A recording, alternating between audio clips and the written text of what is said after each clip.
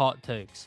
We all love them. Everyone has some that maybe they aren't so proud of, but they are undoubtedly entertaining to discuss and debate upon because, well, they're hot takes. The purpose of them is to go against the popular belief and cause some controversy. So today I'll be looking at the numerous things you guys have commented down on the community post I made asking you to drop your best and worst Naruto and Boruto opinions, which could be you pushing a certain agenda, creating a theory, or thinking some of the strongest people in the verse are actually fodder overhyped characters. We got a lot of comments and things to go over, so I won't be sitting here directly arguing and breaking down every single one, but there are a few here that I'm excited to play devil's advocate and give my opinion on, so let's get into it. Lastly, I like to say no hard feelings to anyone here. A couple of these are just pure subjective, so if I say it's stupid or bad, just keep in mind I'm not taking shots at anyone. It's not that serious, it's all fun.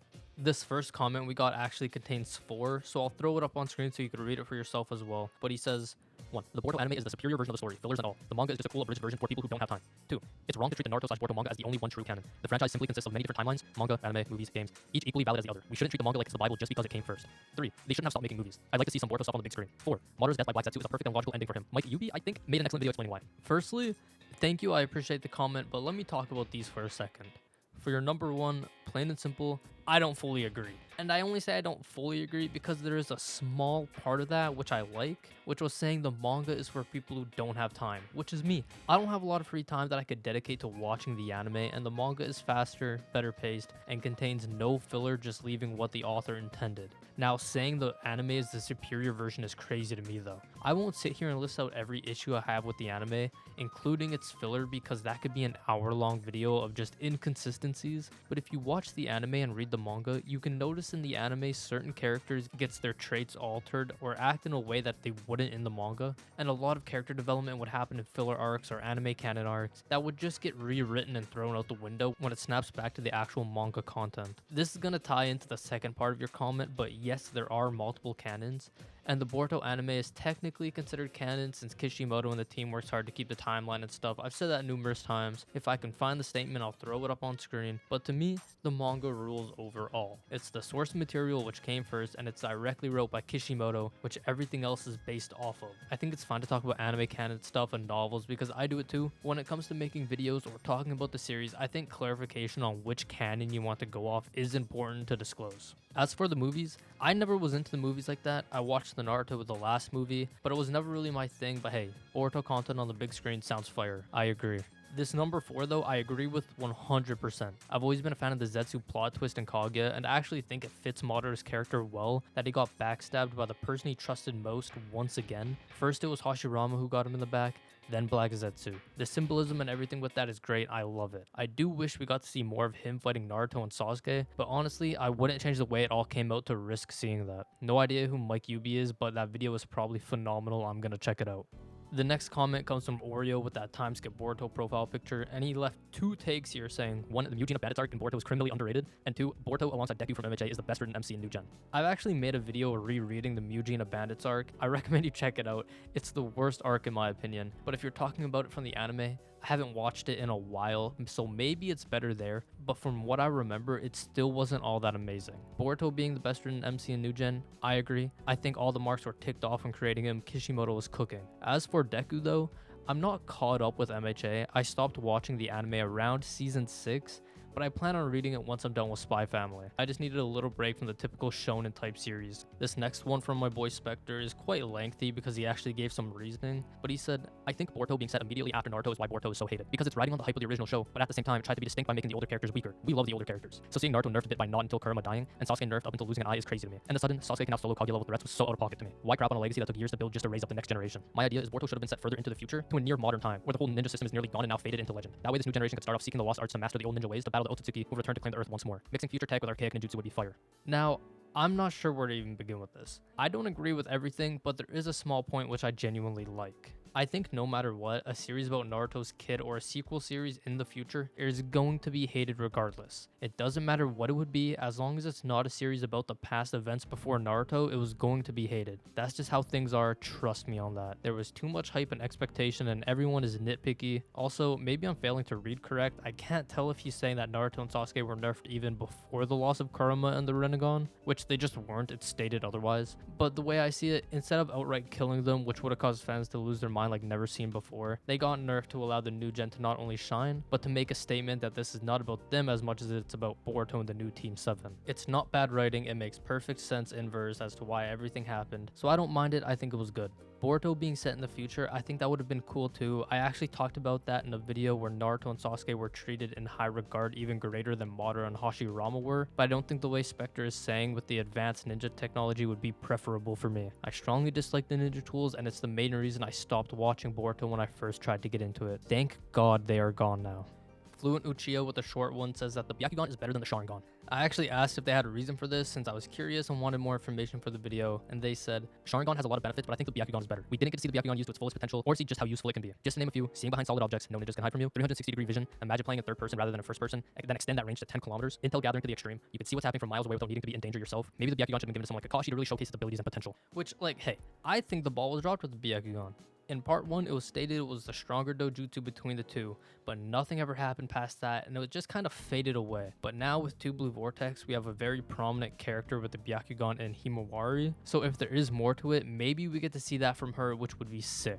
Kakashi with the Byakugan would be insanely cool. I do wish, now that you mention it, that there was kind of like a filler arc or something where he had one instead of the Sharingan, because if anyone could make use of it, it would have been him. AJ Games commented 3 of his hot takes, which were 1, Kishimoto wasn't bad writing female characters, which he's, in my opinion, gotten better with. In 2 Blue Vortex, I do like every female character there, but in Shippuden, there was a miss here and there, but Tsunade was great, Granny Chiyo wasn't bad. Like, there were actually good characters, so I agree with that. 2, Deidara and Pain are better than Madara. Personally, myself, I've never been too much of a Madara lover. I'm not some diehard fan, so this doesn't really ruffle my feathers.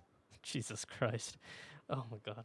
I do prefer him to Deidara though by a mile, but this will 100% catch you flack if you say this in like the wrong communities. For number 3, the Otsutsuki's made the story better. I agree. I love the Otsutsukis. I've said this numerous times. If they weren't introduced, things would not be as good as they are today. Next up is Curiosity Man 3704, which left a whopper of a comment. He dropped 5 hot takes and proceeded to type a TLDR after. 1. The actual worst arc to me across all of Naruto, both pre and post time skip, is the Chunin exams. This says less about the Chunin exams and says more about how peak I think nearly all of Naruto is. Personally, when I first was watching Naruto, this was my favorite arc at the time, so maybe I'm still clouded with bias, but I wouldn't say it was the worst in Naruto. I do agree that Naruto has all banger arcs though, so the competition is tough, but this would not be last for me by a long shot. 2. Even in the Funato arc, or the water arc, I don't know how to say that, one of the few anime canon arcs in the Boruto anime that I definitely dislike is more entertaining to me than the manga's Mujina Bandits arc. Yeah, the Mujina Bandits arc sucks. It's the biggest waste of 4 chapters I've read, and I dislike it. The Funato arc wasn't that bad. I liked Kagura, but other than him, it just wasn't anything special. 3. Rasengan Uzuhiko is the coolest jutsu in the entire verse, with the only other one being close to it, in my opinion, is the Rasen Shuriken. Rasengan Uzuhiko is an insane, bonkers jutsu.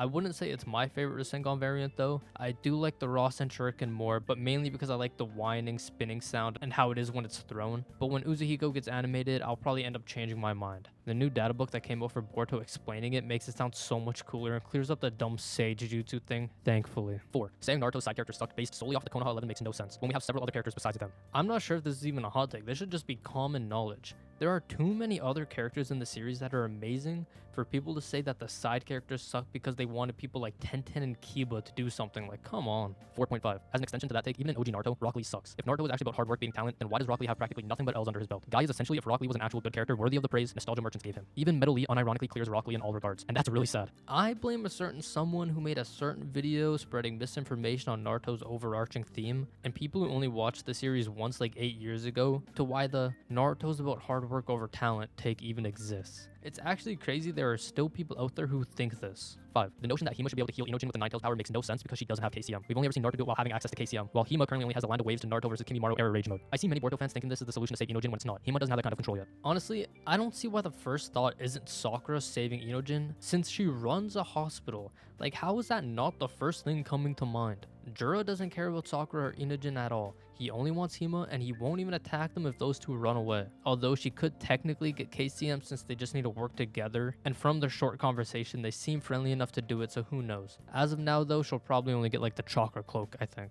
This next one I won't go in depth on as I have a video in the works on this topic, but Sheepster says adult Sasuke over adult Naruto without barrier mode, which I agree with. I didn't actually think there were people who thought Naruto was stronger than Sasuke, and this is including both before and after the nerfs. Like I said, I have a video in the works explaining why I think Sasuke is superior to Naruto after the nerfs, so keep your eye out for that. I have 2 more comments to go through, and I've saved the best one for last. But first, we got Flapjack, who left 5 hot takes, and I'll be honest, a couple of these are fucking atrocious. He says, 1. OG Naruto's over Shippuden. 2. Pre-time skip Boruto was so uninteresting. The characters, antagonists, and story is uninteresting. Only good characters in my opinion was Kawaki, Sasuke, and Naruto. 3. Sage of Six Paths is overall a better form than Barrier Mode. 4. Boruto is overrated as a character. And 5. All One Piece arcs are better than Boruto of its entirety except Thriller Bark, Fishman Island, Punk Hazard. Also, all Bleach arcs are better than Boruto. Yeah, okay. So, no. A lot of these are opinion-based and subjective. But in my humble opinion, you're wrong. Firstly, OG Naruto is not better than Shippuden, man. There are so many things better and more crisp and interesting in Shippuden than there was in part 1. Plain and simple. I'm not going to try to convince anyone here, but like, yeah, OG Naruto is not better than Shippuden. Second, part 1 of Boruto is better than OG Naruto. That might be my hot take, but it really shouldn't be considered one because the manga of Boruto, chapters 1 through 80, is a better manga than chapters 1 through 244 of Naruto. I'm not going to say it wins by a landslide, but I think, and I know a lot of other people in the community agree that part 1 of Boruto is better than OG Naruto. I'll say it, I don't care, I'm going to get hate for that one, but it is what it is. Third, I'll agree with that. I like Sage of Success better than Barrier Mode. Obviously, it's not stronger, but I think it's a better form, so I'll agree 100% with you there. Fourth, that's a miss. Fifth, I can't really comment on this because I don't read One Piece or Bleach, and I know the constant rivalry with manga plus chapter numbers between the One Piece and Boruto fans, so to avoid getting absolutely blasted in the comments, I plead the fifth. Finally, onto the last comment, we got paragraphs from No1914 on Kakashi being way stronger than Hashirama, which I'm not going to read it out word for word, the exact comment, because of its length, but I'll go through it point by point, shortening his arguments, then I'll show my reply to it, then proceed to show his comment, then my reply, because this is one that I actually responded to and everything, so let's get into it.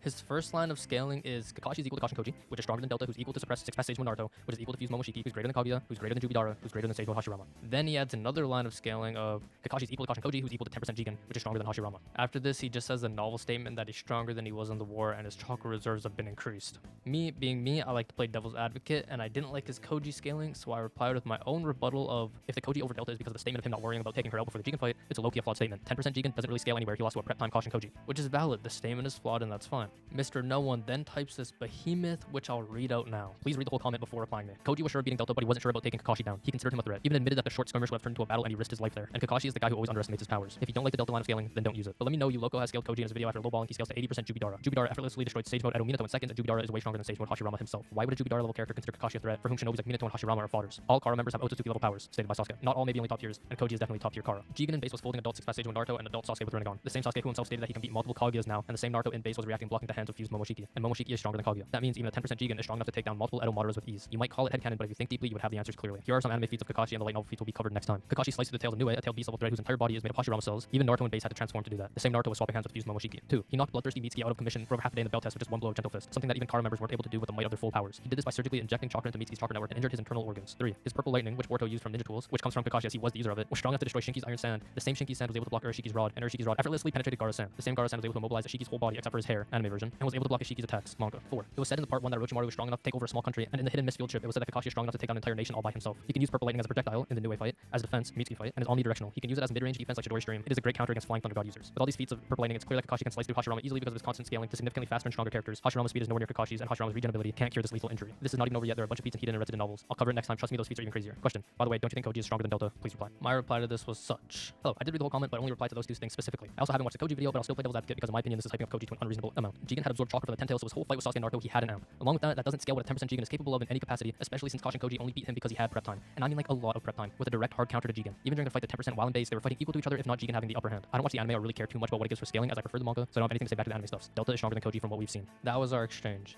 As of now, he hasn't replied, but if he does, I'll add it into the video while editing. But let me explain myself further on why this whole hot take is Kakashi is stronger than Sage with Hashirama, which if you go down his line of scaling would then be him saying Kakashi is stronger than fused Momo. And then there's also his whole Kashin Koji is almost Jubidara level. Like I said, I'm a manga only person, so majority of his anime stuff is out the window for me. Though when I was reading his comment back right now, there is so many things that I could say back to it, like mistakes he made or things that just didn't happen. Like Gaara did not fight Ishiki. I'm assuming he meant Momoshiki. Like I could just throw that whole thing out the window. There's debunks to it all. I'm not going to do it all in this video, but I do know the Kashin Koji fight and the novel statements of him being stronger than he was in the war though, so I will work off that. Firstly, let's get this out of the way instantly that Kashin Koji statement of him being able to defeat Delta is flawed, because by him asking where Boro and Code are doesn't automatically mean he isn't worried about Delta. He just saw Delta get destroyed, so he wouldn't know if she had a new body already, so that's the cause for him not needing to worry. And also, it's a personal statement from someone who thought he was going to be able to kill Ishiki. Let's not forget the dialogue of Kashin Koji not being aware he was set up to die against Ishiki when he thought he was going to be able to kill him. He's a man with a clear, poor sense of strength. You can also get ratty with the scaling and arguments, and I could say prove that the new Delta is the same power as the old one, which you can't, and that's why he wasn't worried about her, because Amato gave her a significantly weaker body if we use your interpretation of the statement. Then, for Koji scaling to 10% Jigen, he clearly won because of the prep time he had, and he had the direct hard counter to him. And if you actually read the fight, while Jigen was fighting in base, it was a pretty even exchange with Jigen having the upper hand if anything. And then he went and activated his karma, and he started to get the upper hand until Kashin Koji utilized the prep time. So he's just not as strong as the 10% without the prep time. Also, Naruto was not only rusty,